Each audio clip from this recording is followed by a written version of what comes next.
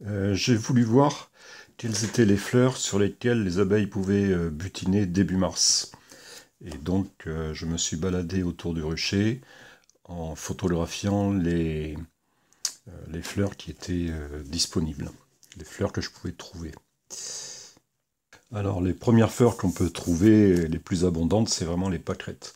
Bon après l'intérêt pour les abeilles, je pense qu'il doit être assez limité. Elles peuvent peut-être trouver un petit peu de pollen, éventuellement un petit peu de nectar, mais enfin, ça ne doit pas être d'un apport très, très important.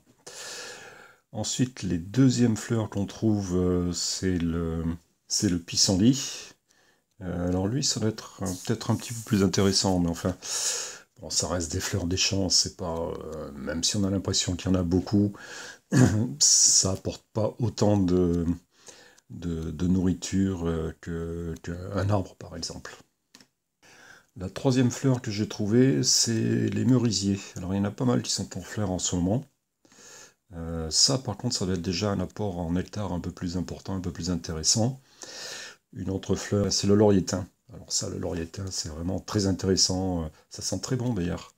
Et elles adorent ça. Et quand on s'approche d'un laurier-thym, on les entend bourdonner dedans. Il n'y a aucun doute, ça leur plaît.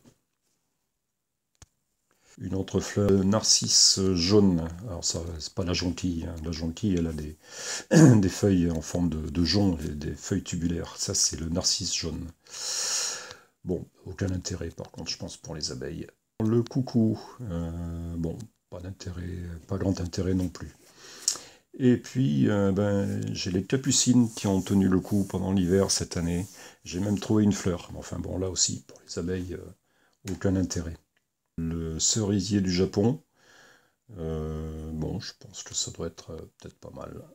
Une autre fleur, la pervenche, bon, là, bon, il n'y en a pas beaucoup d'une part, et d'autre part, je pense pas que ce soit très intéressant pour elle. Ensuite, le lupin. Ah, bah oui, il y a des fleurs de lupin en ce moment. Bon, pour le moment, j'ai pas vu d'abeilles dessus, mais bon, ça peut être peut-être intéressant. Ensuite, l'amandier. Les amandiers sont en fleurs. Bon, il y en a pas beaucoup, donc ça ne pourra pas apporter grand-chose cette année, mais enfin bon, l'amandier, c'est une fleur intéressante. Là, ensuite, il y a une fleur de, je sais pas ce que c'est, cet arbuste. Et enfin, le forsythia. Bon, j'ai pas vu les abeilles dedans, hein. Donc je sais pas si elles apprécient beaucoup. Voilà, eh ben, c'est tout ce que j'ai trouvé pour le début mars.